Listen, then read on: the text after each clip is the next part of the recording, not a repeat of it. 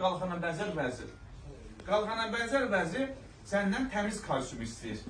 Sənin bədənində isə yediyin yeməklərdə kalsium yoxdur. Nə şorunda, nə tuvalıqında, nə qatında, nə südündə. Hüceyrəyə aid olan kalsium.